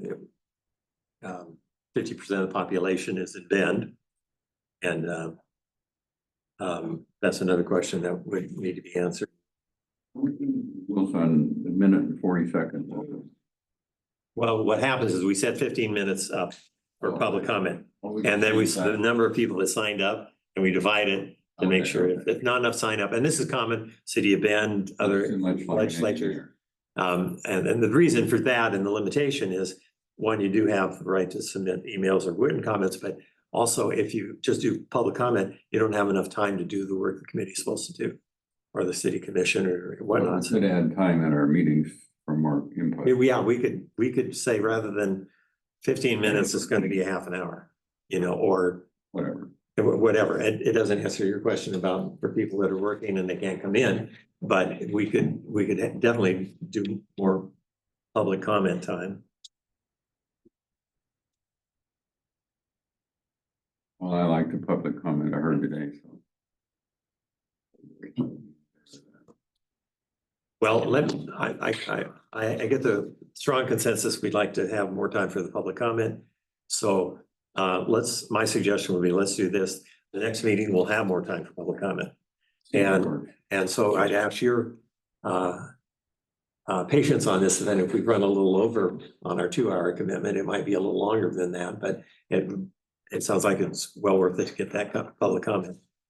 Yes, sir. So I'm interested in all sorts of comments about what we're using as criteria to decide it. I'm not really interested in whether the county commissioners structured the committee right, or whether they should have districts or that stuff people can talk about to the county commissioners. Every meeting they have open mic, you can go say those things. This came up, they've debated it, but we're just really charged with the task of coming up with the districts. So if the commentary is about what do they think matters in the maps and the districts, that would be really useful. And I'd really like the idea of hearing as much as we can about that, because some of it's not in our scope. And so we're a volunteer committee just at doing the bidding essentially of the county commissioner. So I would like that, if we had that scope, I'd be open to it to an evening meeting sometime if we could arrange it, but I don't, we might be able to get it all in here. I think the I would person who agree. made the comment about the Deschutes River, I would not have thought of that, and that's why I think public comments are good, because people come with a different perspective. And just respond, yeah, and all the comments were interesting to me, but it's just a lot of it we're not charged with that, so it doesn't really. There's other forums where some of it has already been resolved. We're charged with a task that we've been given guidelines, and this is what we want you to do as an advisory committee. That's really what. And maybe that'd be a clarification at the beginning when our public comment is, please keep it pertinent to what it's a topic at hand. We're not going to rehash what the makeup of the committee is or how it maybe should have been or whatever. That's not under our purview. Just keep in mind that Yes. Lane County might have people that went down 75 to 25. True, Ned, that was, they districted, they passed the maps, and then 2 years later, a group of people wanted new maps. And they brought they wanted a mid-census mapping, Familiar. and that was voted down by a lot. Sorry. Yeah. It should be emphasized, we are the district mapping advisory committee, not the redistricting mapping. I heard somebody earlier today say redistrict. There's no redistrict going on here. There's creating of a district. We are creating. So it's a big distinction between what's going on in the whole rest of the country right now, which I think is important. So, To understand. so I'll let's go to 30 minutes for public comment and see how that goes. And I like your idea, concentrate on your public comments on the things we control, not what the commission does. I actually want to comment on that. I don't really want to censor the public, because this is, unless we arrange more meetings, this is our only time to really talk to us directly. And this committee is really important for what the Deschutes County Commissioners are going to be deciding on. So I think we can tell people that, but I think people have a First Amendment right to speak to. And I'm not censoring them. If they want to concentrate on the county commission and how they didn't do it right, they can spend their time doing that. But it's more helpful to us to talk about the things that are in our purview. So if we'll do it. Jen. Can we get clarification just on what the committee is asking? So it sounds like you want to expand the public comments. Do you want to put a time limit? For example, the Board of County Commissioners, anyone, as many people as they want can comment, but they have 3 minutes to comment. So do you want to do that process, or do you, I need a little clarification of what you're looking for the agenda topic of public comment. I think 3 minutes is a good idea. The city of Bend uses 3 minutes. We use 2 actually. And- 2 or 3 and- is reasonable. And you know, for those speakers, you got to think about then, okay, what do I want to say in this 3 minutes? And if someone before you has said half of what you want to say, saying, I agree with so-and-so, but here's some other points I want to make. So I'm saying we're still sticking to the 3 minutes, and would be my recommendation. And let's go to 30 minutes, especially since this is a new group and we have a lot of people interested and who've come here today and want to make comments. And the other thing, I'll try and find a little research and definition maybe of what we can do on community interest. So are you suggesting 3 minutes for everyone with no limit on number of people, or still keep it to a half hour? I still have to keep it to a half an hour, otherwise we will. So you're allowing 10 people per meeting? Ideally, I think if we start at 3 minutes and we go to, okay, maybe we need to do 2 minutes, since there's a lot of people here, I think that's okay. I think when you get under 2 minutes, it's really short. But is it, So, if I understand this correctly, it took, or say we're gonna do 30 minutes. And then you have so many people sign up, then you take that 30 minutes and divide it by the number of people, so they won't all get 3 minutes, like we did Correct. That's today. correct. Is that? yes, But not more than 3 minutes. yeah, and I wasn't a very good facilitator on some of the speakers. I didn't hammer you and say, that's it, you're done. We'll That's, give you a bell. yeah, I don't have a gavel and I didn't see Jen Moot raise her hand high. I'll sit in front of you next time. Yeah. Although you look over every time you. So, yeah, so sometimes she goes like this, but anyway, we'll do that and we'll try to accommodate more public comment. And then on community of interest, it's just one of the criteria and where to associate it as we get into this process more is when you have areas that are not common. It's a farm area versus a city, you know, and so their community of interest between the two is maybe different, but you need to do some shifting to get the necessary population and things. Those are the. Gerrymander it. Pardon? We can gerrymander it. Yeah. No, I'm kidding. I know. That's why on the gerrymandering, I think it'd be good if we could wait as long as we could before we could look at, and when we draw a map, we kind of like it, all of them, and say, okay, now let's look at how their people are registered to vote. If we do that early on, it looks like we're trying to accomplish that in the beginning. So I mean, you can do it yourself, it's public information. You can see what in precinct 49, what the registration is. But as far as a group, making that something we want to think about, I'd wait till the end because we're saying we're not going to gerrymander. So you got to check it at some point to see that we haven't done that. But let's talk about all the other things first. Because to be in a situation where this is going to pass both the commissioners and for the voters, they've got to have a sense that it's fair. And the county, you know, we are Deschutes County citizens, there's a community of interest there, but everyone else has to feel good who votes about what this looks like and what it's going to be. And if we can't satisfy that basic fairness test, it's not going to be successful. And anytime you try something new, there's a little bit of suspicion out there about, okay, how'd you arrive at this, what happened, et cetera, et cetera. So you people are really important as we go through this process. And the citizens, the public comment has to feel like, okay, let's give these people a chance to see what they come up with. Jen. I'll just expand a little bit more. So I did some research on recent redistricting and also the most recent example in the state of Oregon was when the city of Oregon through a government process to draw district division. So I just pulled up my spreadsheet that I did 6-7 months ago on this, on the community common interest. In most places, I could not find a place where they could find it. There is one, Washington County, when they did their redistricting in 2020, used some terminology around this that I could throw out there. But apart from that, I don't have anything further detailed to provide in all the research I've done. So the Washington County's example was not divide communities of common interest, keep each district connected by transportation links, keep each district equal in population, not draw the districts to favor a specific person or partisan concern, not draw the districts to dilute voting strength of any language group or ethnicity, consider park districts, school districts, urban growth boundary, urban service agreements, urban reserves, and keep Aloha and Beaverton in one district. And then they went a little bit further in, like consider socioeconomic status and consider rural urban divide. But in all of that, still, it was consider or keep, like there's still not this defined definition. So I think that's going to be up to this group to decide. I'm not sure staff, if Neil or somebody else can do further research, but I'm not sure staff has any further details on that communities of common interest. I will check in with our legal counsel. I have not heard back from him yet, so. And in my I can thinking see if there's something further is legally. the layering, the data that's there you know, community of interest, okay, maybe you want to say, are they in the same school district? That's a consideration. That's a community interest. Are they in the same fire district? You know, some basic parameters, they all vote on those issues.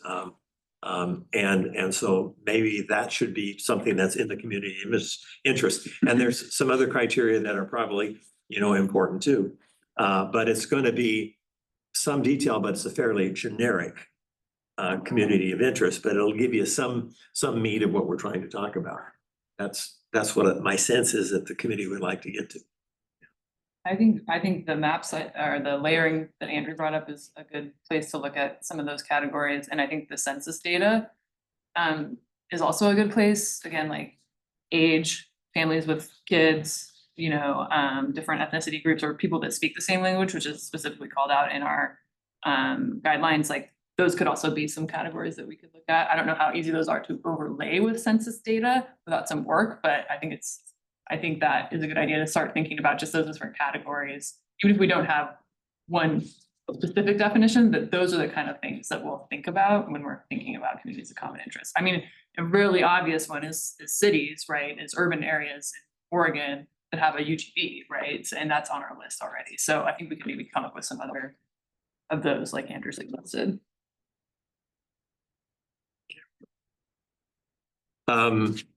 Okay, updates on additional data you want.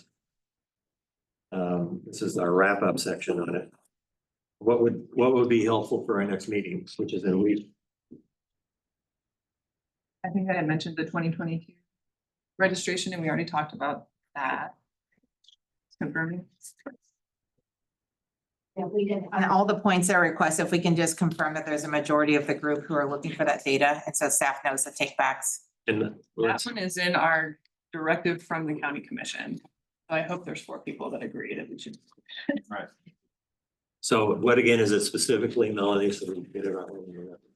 Voter registration data from February 2022, the date of the newly configured precincts based on statewide redistricting. And that's what Nancy Blankenship talked about too, correct? That's same thing. I think, yeah. So I'm not clear what you're saying, Steve, about, so we redistricted in 22 response to the census and to the new districts that are like align with congressional district, other things that were done. Was there another redistricting since then? No, there hasn't been, but since 2022, when we implemented there have been areas of growth, but there's been areas that have annexed into certain districts, so their precincts have changed. But more specifically, one of the larger chunks of precinct change was up in Redmond, where that was one of our precincts was coming up to our limit of 10,000 registered voters, so we needed to just move the precinct line. It wasn't redistricting, but it's something that's at the responsibility of myself, my office, is to keep those balanced and within that 10,000 limit. So moving a precinct line was easy enough to do. Again, up there, it was within the city limits. It didn't change. Anything that anybody was voting on, they changed their voter registration card. So to be clear, Steve, we're talking about 2 out of the 15 precincts. Yes, essentially, that was the largest. Didn't mean to muddy the waters by that. In terms of one of the reasons people, I think, want the more specific maps is because when you're thinking about it, you want to know whether it's on Arnold Market Road or you want to, is it this road or that road throughout the county? Because a lot of this, that's how we figure out where we are. But there's the other thing about growth is that there's the maps you actually have that we can download today and look at, print out. Have those been updated with the new subdivisions, or how often do you do that?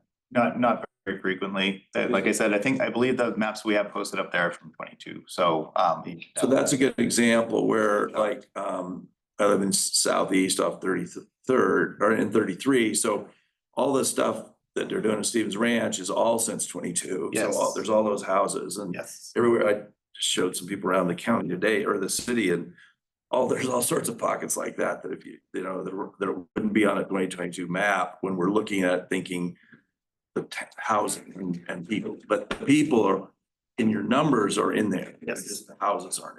Correct, and that's another highlight of looking at Dial, and that is current. You know, that the information that you're looking at on Dial right now is current and up to date, so those layers. It would show the houses and things that have been built and stuff. Yeah, in fact, I think Shad, what's the imagery? Sorry, or you guys 24, okay, so yes, it would show. Bernie. We're not, excuse me, we're not redistricting anything, are we? No. We're making up 5 new districts. Isn't that what you asked earlier, Ned? So I don't know why we keep saying we're redistricting when we're not. We're not redistricting. We're making districts, 5 districts for county commissioners. We're not changing anything. We're making up something new, right? You technically have 1 district. Yeah, we have. So that's not redistricting. So to be clear, the Commissioner said we should have that data, so I just would like to see it, and not to make a map from the 2022 data, but to help us to understand the growth, which is one of the things we're supposed to look at, right? Okay, so I see a consensus to get that information. Okay. So anybody can explain what fair is, I'd like to hear it. Pardon? Anybody can explain what fair is, I'd like to hear it. An engineering term.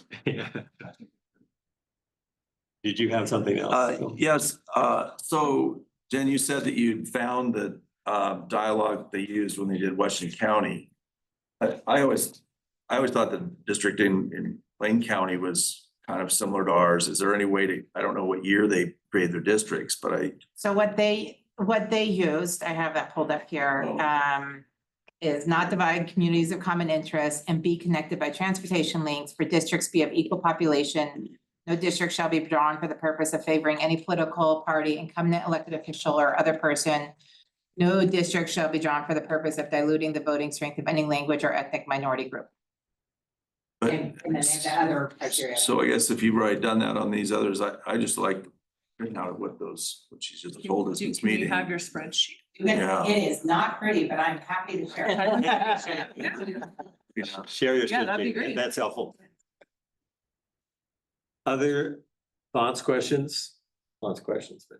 So do we want to make that the focus of our next meeting to come up with a definition of what we can agree to, of what is? Well, I think maybe it'd be Community of helpful if we interest did after we all get of our over. criteria that also includes community of interest. Okay. We've got 5 or 6 things that are very specific that we need to consider, and then a community of interest in there, and then what do we mean by community of interest? And I think that's where it would be helpful. And I would just point out, it's interesting what she has just read back to us. Neither Lane County or Washington County define communities of interest. They use that phrase in there as kind of a sense, a point, I think, of common sense. And I think we can talk about this for the next meeting. Happy to do that, but I could see us spinning our wheels a lot around this. We could spend 3, 6, 8, 10 meetings just talking about this. I think the folks coming to these meetings with public input are going to tell us what they think their community of interest is. We need to take that on board, but we need to all be thinking about what our own personal definition of that is. Right. And I think ultimately, that's how we're going to reach a decision here with each of us. I don't know that we're going to come up with that definition, boy, I think. Phil, That's gonna be tough. So I think that maybe it'd be an agenda item is kind of go around the room and what are you thinking about communities? Because we probably all have different perspectives. I mean, we, from our own experiences or where we live or whatever, or however we want to research it, but I think they're, like you said, they're common sense things that would occur to you if you say, well, we're gonna put the line here, and it's like, well, wait, then we're not including these people or whatever. I think because we have to come up with a line. So I think, but maybe we should each think, I mean, Ned keeps asking somebody to define it. You're just gonna, I think you have to define it yourself in a way. We all have to kind of define in our own sense. Well, I know, but we haven't talked through, maybe a consensus each person would have to say and give examples or. I agree with no, that, and- because my common sense might not be the same as your common sense. But it might So be if you make exactly me the think same, About yeah. what it is, then I can express it and then we can all go, oh yeah, I kind of like his too, yeah. Well, and we've picked around 2 or 3 times comments like fire department, fire district and school district. Problem is Bend, I mean, is the elephant in the room when it comes to both of those, because Bend Fire or Bend Opine School District encompass way more than one district or one voting block district. Ned, One of the things, when I was on the Oregon Values or Oregon's Futures Commission, we did a value study for all of Oregon. Is that database available? that comes from the Oregon Community Foundation, and they do it every year. They do a Oregon value statement, and it's geographic too, because Portland is different from what Central Oregon would do, but the Community Foundation does that. Yes, Jen. Okay, I heard back from legal. It's not gonna help you because. But these are all ORS references. So the first ORS reference identifies district drawing criteria. Included in that list is not divide communities of common interest. Full stop. There's an OAR, and I can give you guys the numbers if you want to reference these specifically, so I'll send it out. The ORA provides the following definition relative to communities of common interest. Quote, for urban neighborhoods, rural communities, or other communities to be identified, an effort will be made to retain that community within a single district. Lastly, the Oregon Supreme Court in Sheehan versus Legislature, on a bunch of numbers, has confirmed the necessity to comply with the ORS that I identified and the ORA that I just said. Other criteria will influence consideration of community of common interest. In the end, the community should be able to articulate a reasonable basis for its identification and preservation of communities of interest. So I will copy and paste all that and send that out to you. And include a few other things like the updated table. Okay, And thank you. that is clear as mud as we're gonna be able to get. That's not the legal side of it. Yeah, thank you for doing that. Okay. Well, it's gonna be an issue next meeting. So hopefully you'll be here and. Sisters. Yeah, we're going to Sisters, right? And I say it's important to be here because we're working on the maps, you know, Andrew says, okay, here's my idea what it should look like. And we can do that.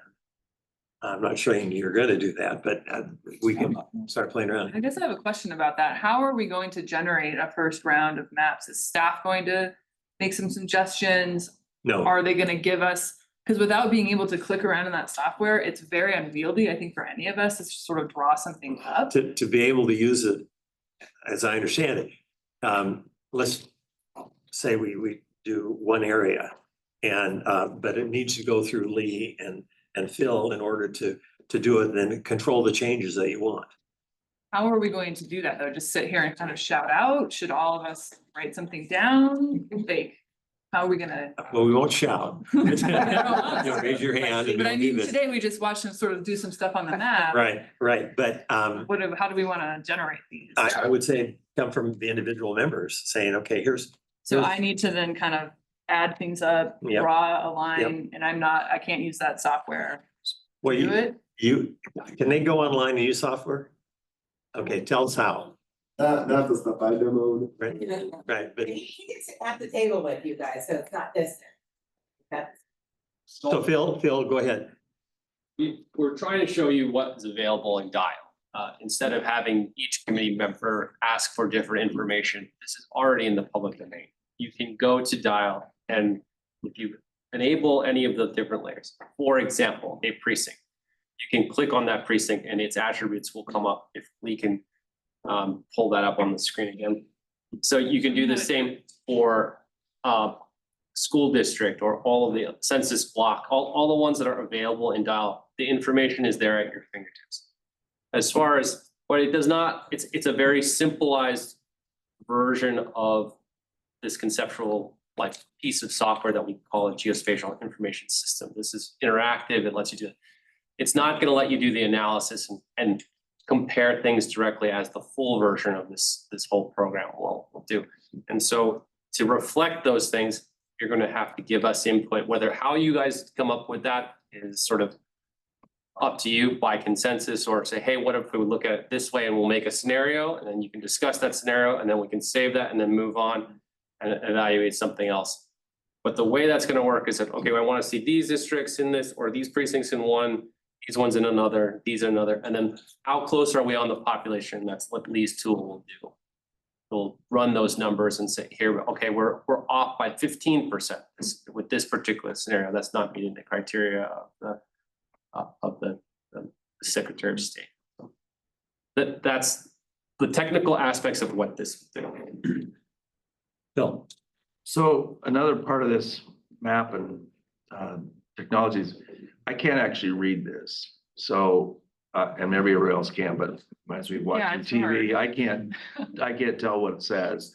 So, and then the other thing I noticed is that everybody that's watching the meeting doesn't get to see what we're doing. So I was wondering, if administration could figure out how to get us closer to a screen maybe and have, so people can testify, but then maybe they're on the sides. I don't know. I just think that has to be thought about because I mean, I can see it and I know what you're talking about, but I can't really see it and I'm not. We set up the room where we put you guys here in the audience behind you, so everyone's facing, so wonder- then you guys would be up close. yeah, that would be better. Yeah, just, Yeah. it's I just can an make the interesting room any challenge. which way, yeah.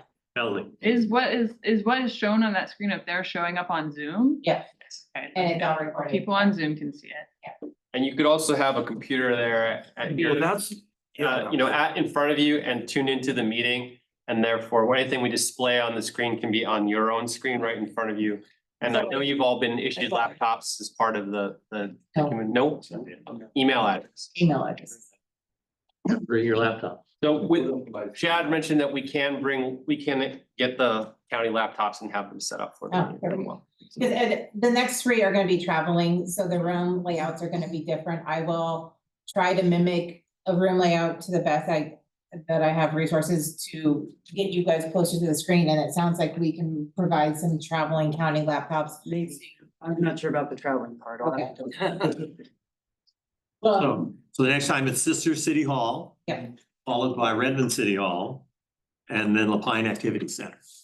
And we'll announce that at each meeting. So. Okay. Alright, so follow up on the printing out of the precinct maps, can I ask that those, did I just get them printed? I don't. So I can look at them, the ones, they're on the website right now, don't make anything different, like, instead of me going to buy a ream of paper at my house, you guys buy it in bulk, can you just print it and maybe not everyone needs it, but I know Phil wants to put it in his binder too, so. Like that. Yeah. We got four of us. Just so we can just That's a flip request to from the them. group. really. Yeah. Okay, is the consensus, you want those printed out? That'd be great to have. Please, yeah. Consensus of the 50 prints. Print out the 50 precincts so you can precincts look at them in printed detail. out. Sure. Okay. I'm a visual too. I'm a paper person. Sorry, Chris. We can't. All right. Back at that. We have to get in there and mess with them, we can do that. You're right. Doing one per page. Yeah. Steve has to get those down. Steve has to Very do that. different. How many precincts? We all want 8. All of them, I guess. and so it's a precinct map, just the, Individual precinct, 50. Yes. with, They're right here, they're already on your website, just get them printed. Yeah. But I just wanna know. But can they be, can they be duplex? Yes. And are you gonna mail those? You want to pick them up? but You get them next. next meeting, The next meeting, okay. hopefully, maybe. Staff intensive, we will work to get it at the next meeting. I think we got it. All right. We are adjourned. And would you make note, Andrew? We still have 2 minutes. Yeah. So far. Now, do we get that credit? See ya. Thanks, Neil. You bet.